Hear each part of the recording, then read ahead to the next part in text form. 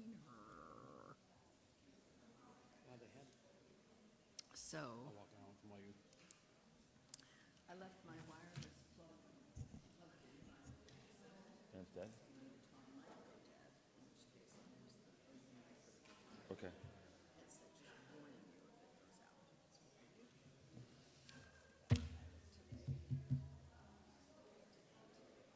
We're not broadcasting services. I didn't realize that.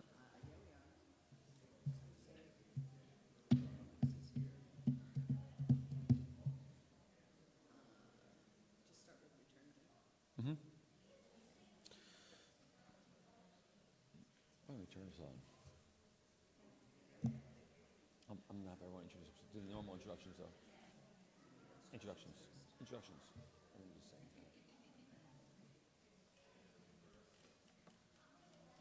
Do we start with the kindled or no?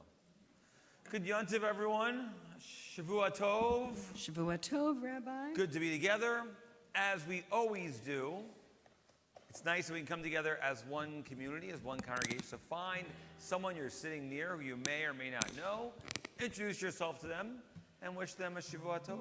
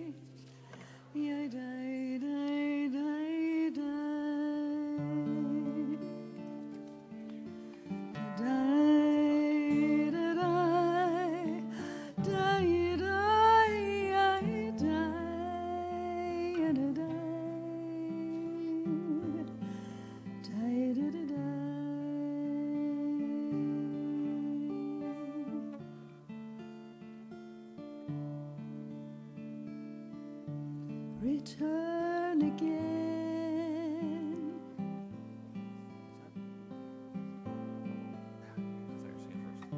Return again. Return to the land of your soul. Return to who you are. Return to what you are. Return to where you were born and reborn and reborn.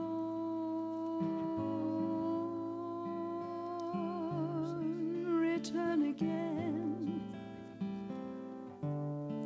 Return again.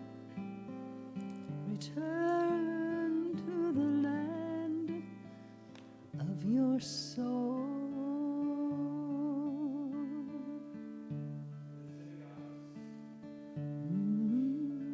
In the synagogues of Eastern Europe, a most unusual custom was observed. On the evening of Yom Kippur, prior to chanting Kol Nidre, each congregant was expected to approach another and to ask forgiveness. Each person would move to another and whisper, Zait mir mochel, please forgive me. Upon hearing the request, the listener would respond, Ich bin dir mochel, I forgive you. Immediately after this reply, the individual would whisper to a person who had just forgiven and say, Zait mir mochel, please forgive me. People who loved each other and bitter enemies alike would take part in this particular tradition. If two people refused to draw near, a neutral party would intervene and physically force one or the other to take that initiative. Hurts were not always healed, but lesser arguments were assuaged, antagonisms were sometimes softened, and sensitivities were absolved. Tonight, Selichot takes the place of this ceremony. So that's the background, where the tradition evolved from. But like everything in Temple Shir Shalom, we make things our own. It's an opportunity to study, to learn, to share, to engage. And so our tradition is that we dress the Torahs tonight. Just as this service, as we ask one another for forgiveness, is a way to approach our new year in 8 days that we begin on Sunday evening next. As we use this time for introspection, so do our Torahs change their covers from their colors to white. Just as we wear white robes, as the tradition is, as we approach that final day of repentance of Yom Kippur, so do we prepare our Torahs as well. And so we're going to invite up families one at a time to hold each of the Torahs as we dress them. Eventually, I think our entire congregation will be on the bima with us, which is fun and makes it special as well. And so Rabbi Schwartz will invite families up and will hand you the Torah as we begin this process together. So we begin with the Marin family, Leah and parents CP and Stephen, for our Ukrainian Torah. Please rise.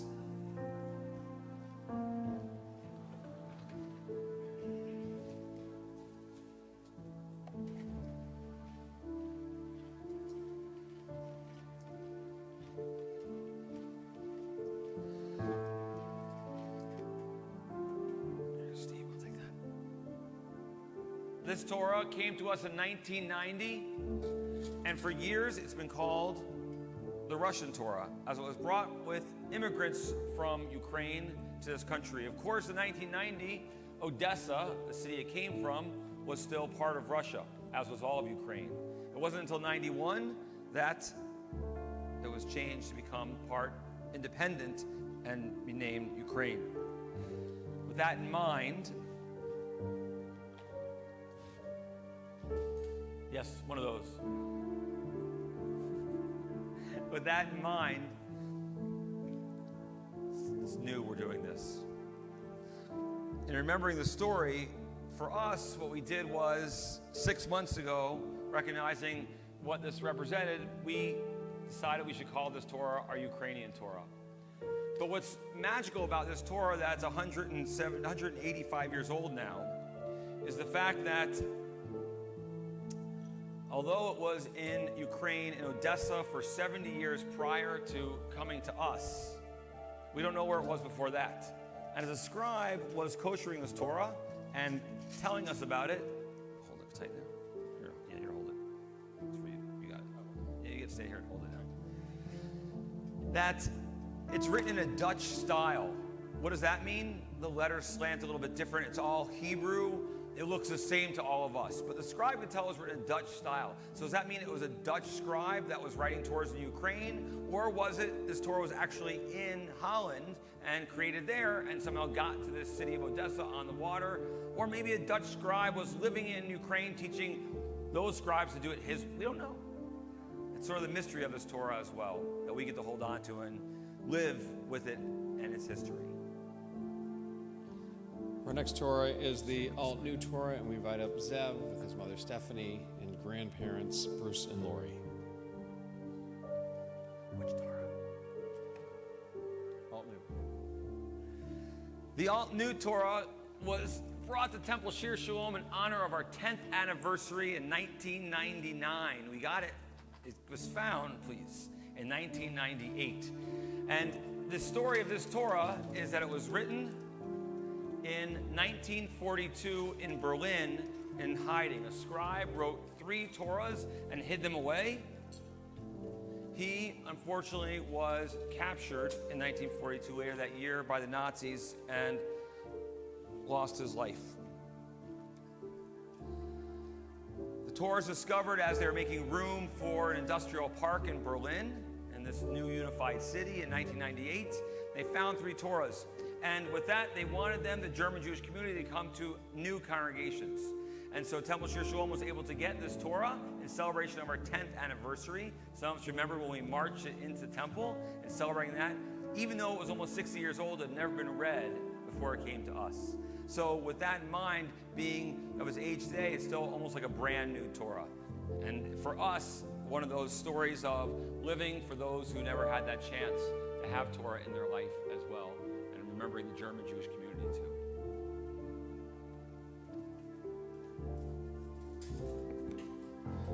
For our next Torah, we invite up Asher Steingold, along with his father Sean, grandmother Deborah, and great-grandmother Eileen for our Schwartz Jerusalem Torah. A number of years ago, we realized we didn't have a Torah from Israel. And so we dreamed of that, and it just so happened our good friend Rabbi Daniel Schwartz, his son Ari and his wife had a child for the first time. And so he helped us acquire this Torah from Jerusalem. And it was our first Torah we had from Israel.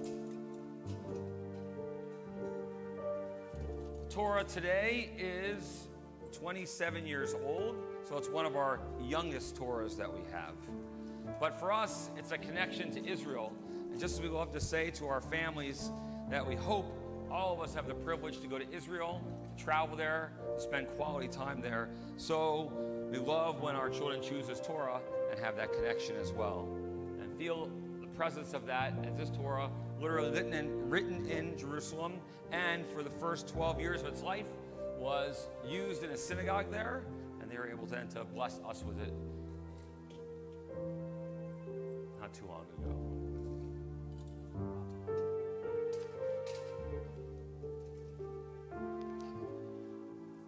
Our next Torah is our Holocaust Torah. I want to invite up Mara, along with parents Aviva and Phil, and Grandma Leah. Perfect. Here's our sweaters.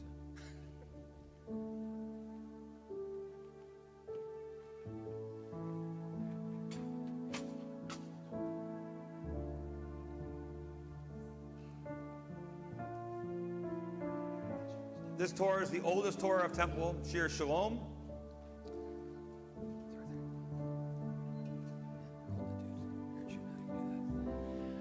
Torah is literally 470 years old. Comes to us from Poland, Czechoslovakia. Poland was the second largest Jewish community in Czechoslovakia before the Holocaust. Totally wiped out. And the story of this Torah was that Hitler wanted to make a museum of the people that he was going to wipe out. To, in a sense, celebrate what he believed was his accomplishment, but obviously tell the world about this people that no longer was. And so when the Nazis would go through cities and towns and destroy synagogues, they would collect Torahs and Kiddush cups and candlesticks and hold on to them. And after the war, in the Great Synagogue in Prague, they found 1,564 Torahs piled up, cataloged. And this was one of these Torahs.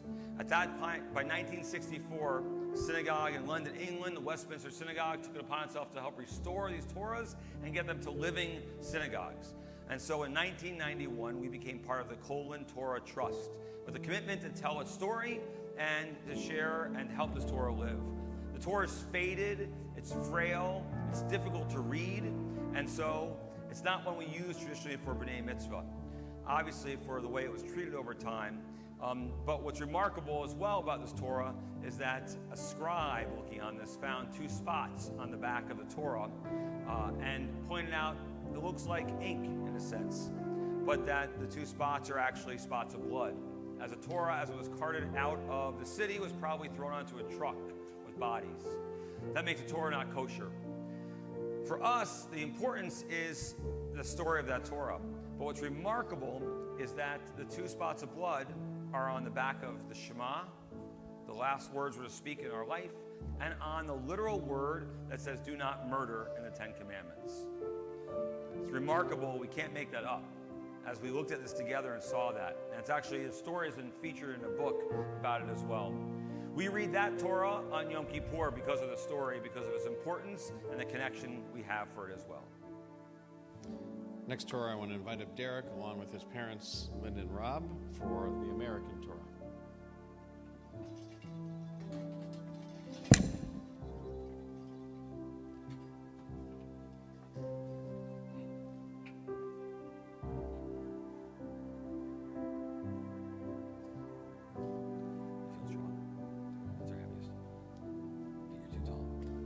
The American Torah is one of our younger Torahs as well. Can you get up there? This Torah was written in 1938 in New York City.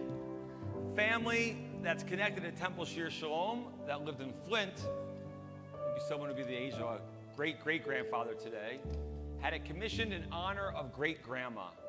And the Torah lived in Flint for a number of years. Until about 25 years ago, when most of the family had moved to this area, and they decided that Temple Shir Shalom should be blessed with this Torah. So we call that our American Torah, and the idea of celebrating all of the diversity of our congregation as well.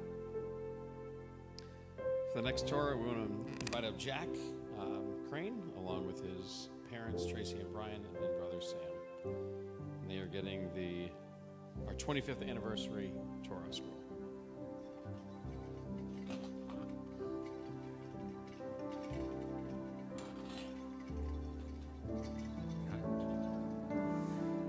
Many of us were involved in this Torah in honor of Temple's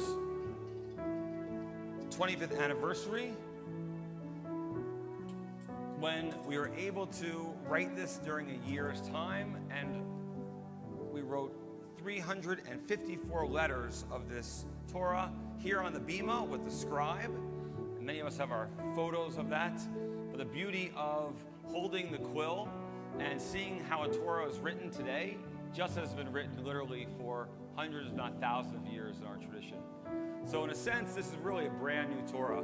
We've been using it since 2015, and the blessing is that not only did many of our hands have a part in creating it, but so did our heart and soul in making this a reality.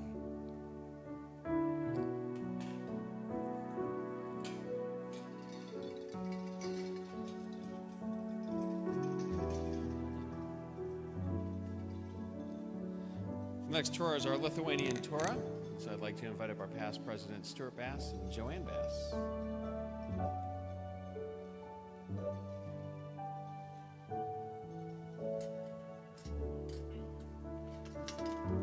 When Stuart Bass was president of Temple, he hoped that we could have a Torah connected to his family as well, many who perished in the Shoah and the Holocaust in Lithuania. And so he asked us rabbis to find a Torah from Lithuania. And so we were able to do that. I can't say we didn't learn a lot about this Torah. We know its age, about 160 years old, now probably 175 years old when we got it. And I always think of the fact that we don't know very much about it, except for that it spent its entire life before coming here in Lithuania, and the idea of the mystery of what it holds on to. And all the people who held this Torah, all the people who studied with this Torah, who read this Torah, and celebrate that, we honor now in creating this Torah and giving it life as well. One of the cool things recently we've discovered about this Torah, it's got a mystical connection. Certain letters are a little more illuminated than other letters. By illuminated, we don't mean they have like highlighter on them. That means they're a little larger or they have extra doodles around them. So like the pei, every once in a while, the Hebrew letter pei in this Torah has an extra pei inside of it. It's a whole mystical idea of, in a sense, the infinity and the idea of the circles in our lives, what we create. And so certain special scribes would have the capacity and the ability to do that, and we found some peis like that in there. So discoveries that we keep happening. And our final Torah, our bridal Torah, I have Len and Eileen and their daughter Robbie Terman join us on the Bima.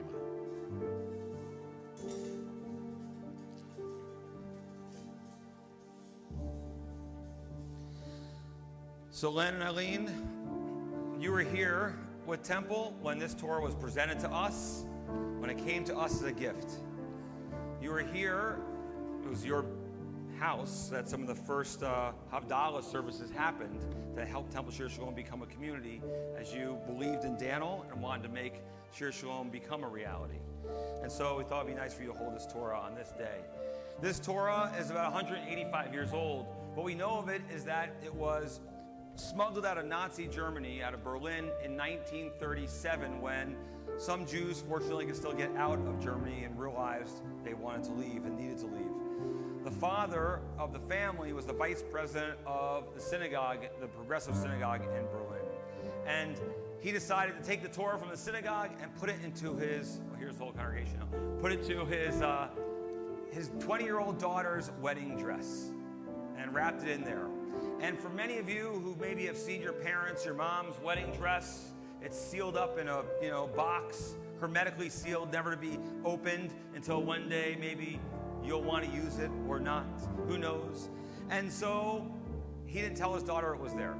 It was he didn't want her body language to give away to Nazi guards as they left Germany what they were holding. And so it was never talked about. The dress came here with the Torah inside.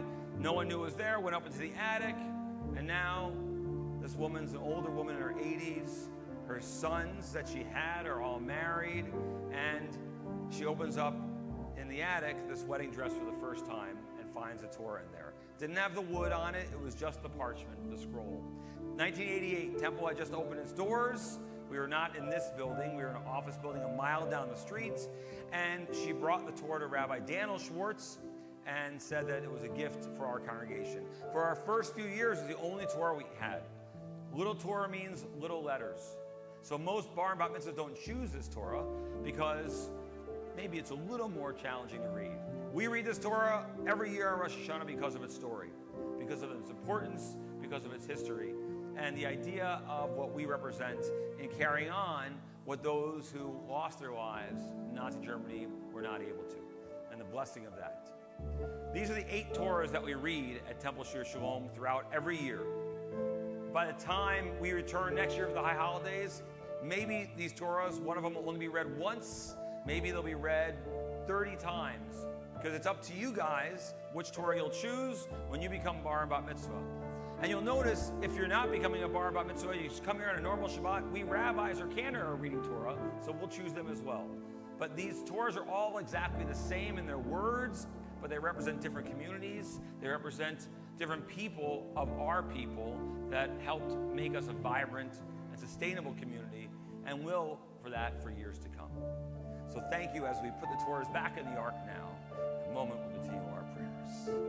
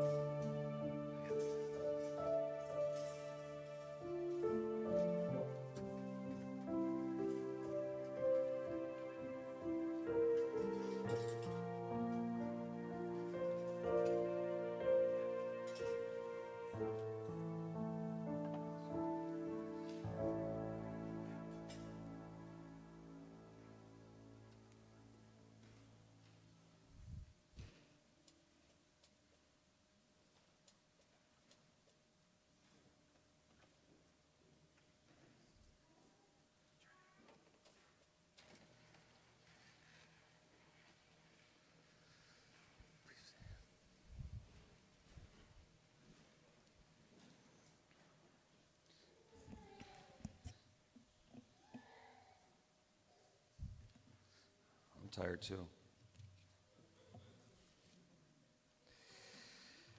So we begin with Havdalah, the service which separates the Sabbath from the rest of the days of our week, the holy from the profane. Selichot begins another time to distinguish, to separate. And with this evening, we separate holy days from the rest of our year. Our prayers tonight help us begin again. They help us to turn. They help us to set our mind and our thoughts straight. Selichot creates within us a sense of relationship, first with ourselves, then with everyone around, and finally with God. Maker of the universe, great and holy God, your wisdom rules the world. You encourage the faint of heart. Your love sustains and shields us. Blessings without number you bestow upon us. We thank you for the life which you have given us and for the manifold bounties with which you favored us this past year. And now, as we approach the new year, we beseech you to grant us life, sustenance, strength, and happiness. Remember us unto life, O God, who delights in life. Inscribe us in the book of life, you who are the giver of life.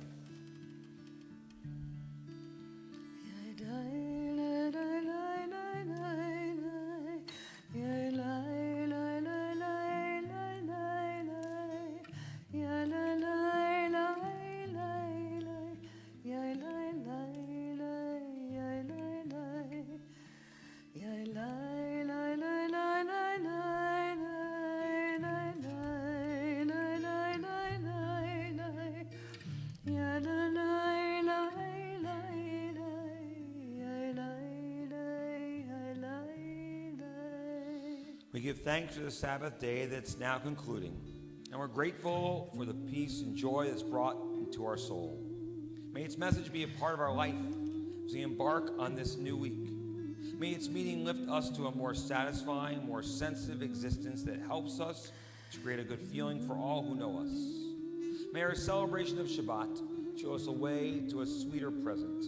We give thanks for the sweetness in our lives as we raise the cup filled with wine, the cup filled with life. Baruch atah Adonai Eloheinu melech haolam borei peri hagafen borei peri hagafen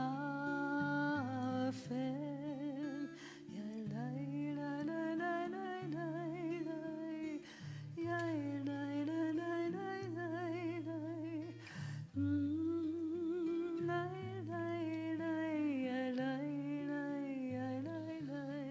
May we use our God-given gifts to help others and ourselves. May we take the time and the care to preserve our universe so the spice of life, the air we live by, may be inhaled without fear. Baruch atah Adonai Eloheinu melech haolam borei minei besamim borei minei besamim.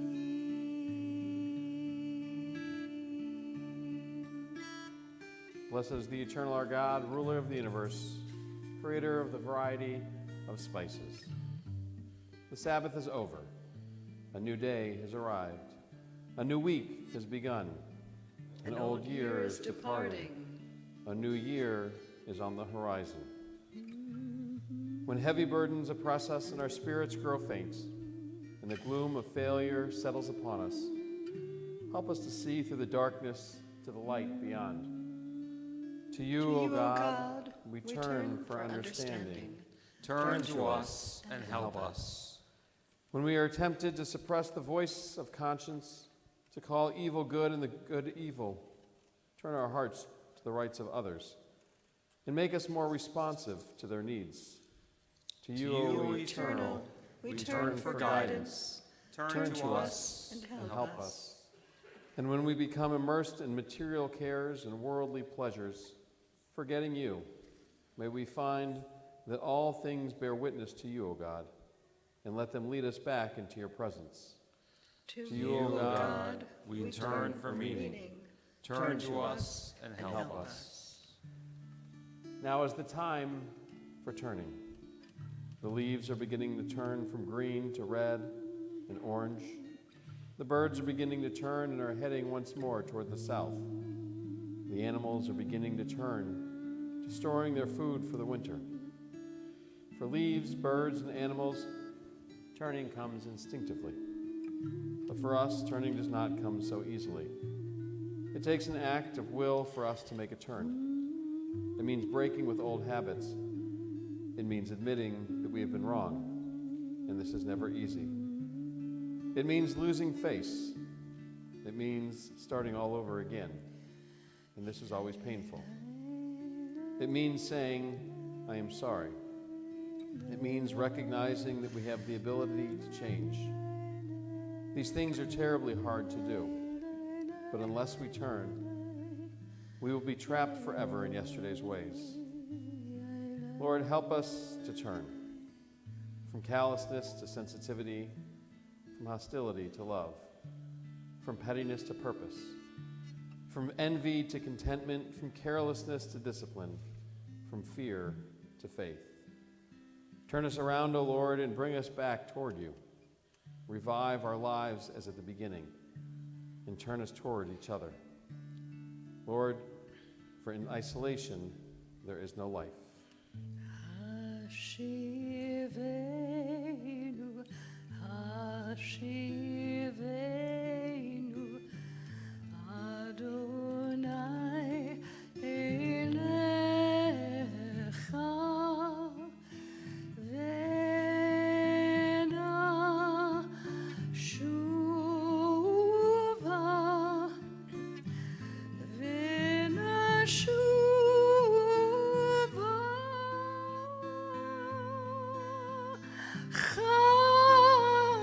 Chadesh, Chadesh, Yameinu Kekedem.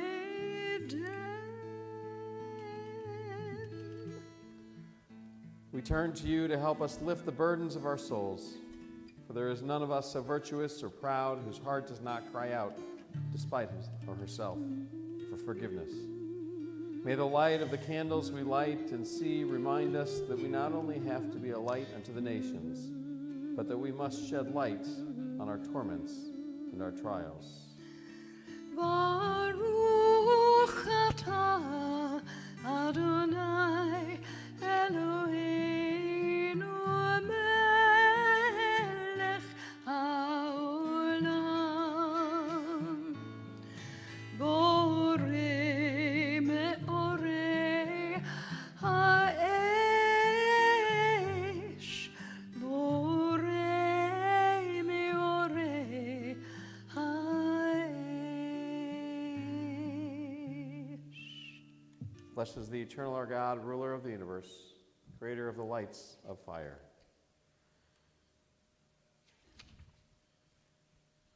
Please rise.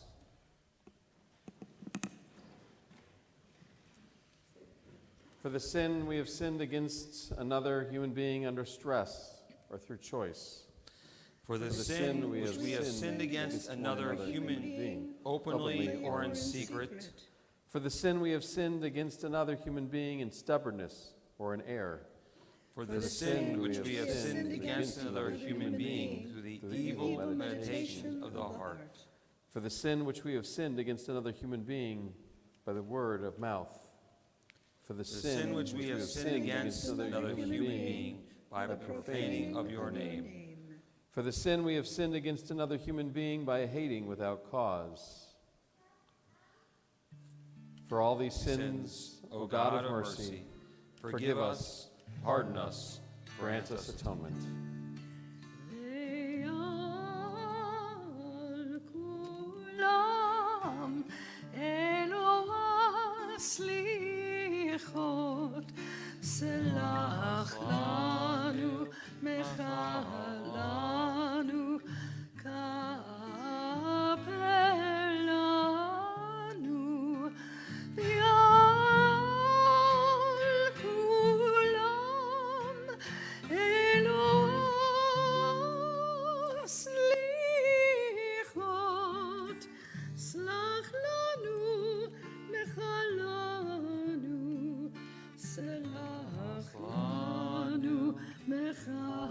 לנו כפר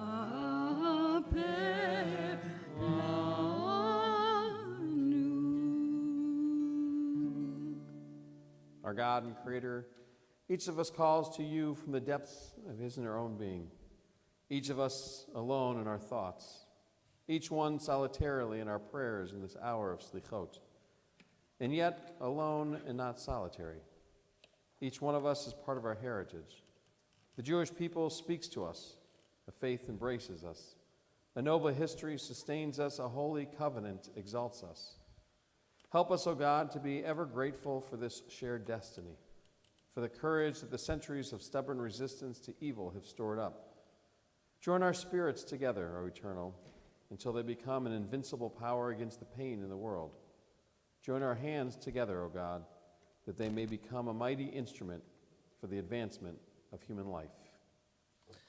As Shabbat ends, so do we turn to each other and say these words, Zait mir mochel, please forgive me, to one we love, to one we've hurt, to one we've wronged. Let our response be, Ich bin dir mochel, yes, I forgive you. And so we'll pass these flames around, and as you each say it to each other, after you each said those words, then you can blow that out at the same time. Blowing toward each other if you're in the same household. If not, just shake the candle gingerly. So you say like this, Zait mir mochel. Ich bin der Mochel. Seid mir Mochel. Ich bin dir mochel.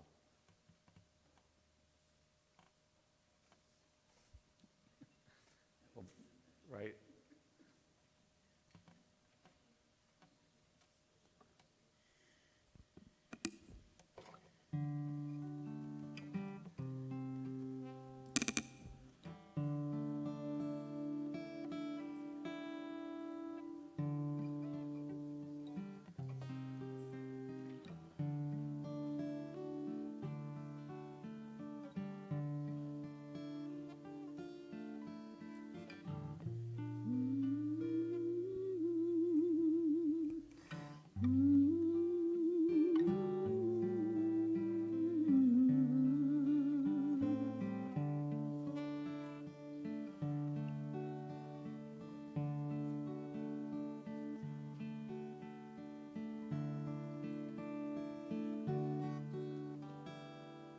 Avinu Malkeinu,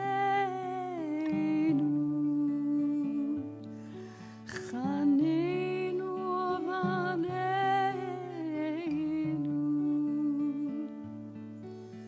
Avinu Malkeinu, Chanenu Baneinu, Ki ein banu maasim.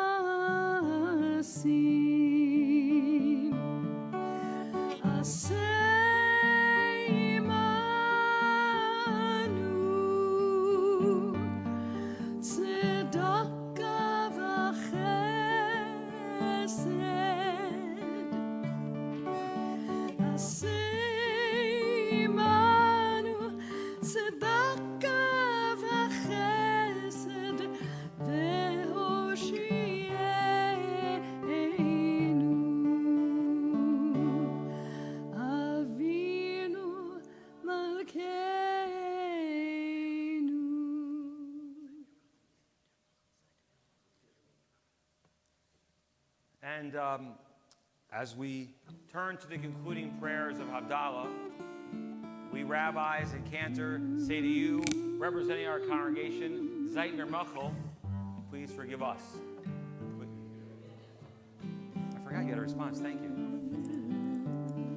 We work and love what we do, and always try to be there for you and help in every way we can to lead our congregation well, the three of us together, being supported by you and feeling your strength and love. We hope that we bring that back to you as well. And the time of holidays for us is a reminder that sometimes we slip and sometimes we fall, but with your support, we're able to get back up and continue to lead together and create even a stronger congregation for our future. So as Havdalah nears its end, so we prepare for our final blessing. Baruch atah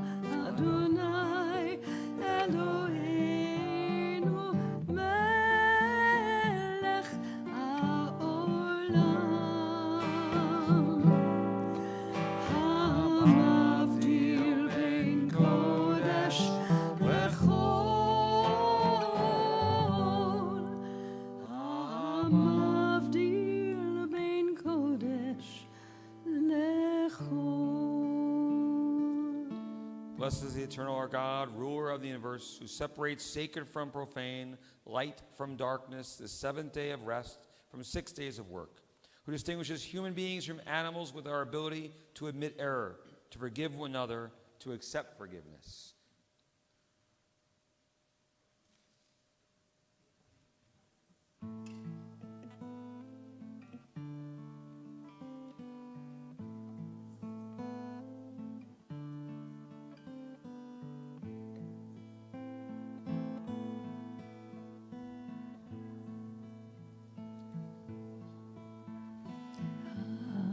Hashivenu, Hashivenu, Adonai Elecha, V'nashuva,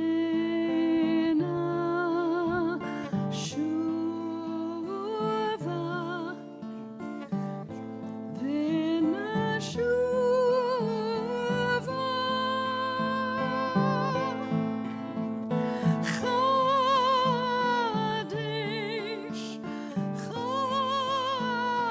Chadesh, Yameinu K'Kedem.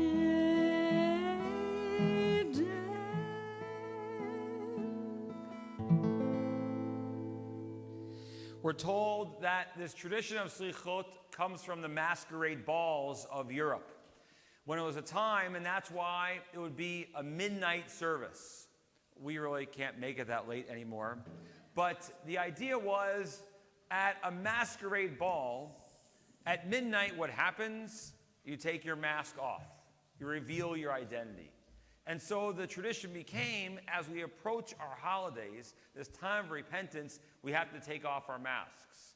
We illuminate our true selves and admit our mistakes, ask for forgiveness, and work on what we want to do for the future to better ourselves, to better our families, to better our world.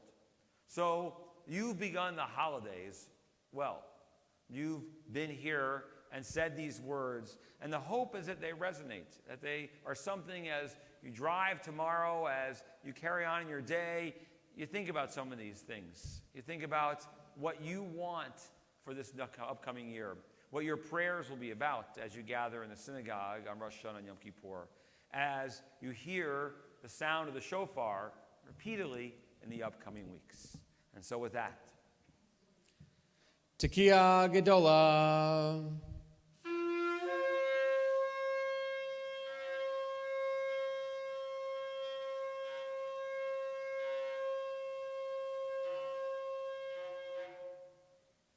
Shavua Tov. Shavua Tov, and an early Shana Tova Umetuka, a good and sweet year.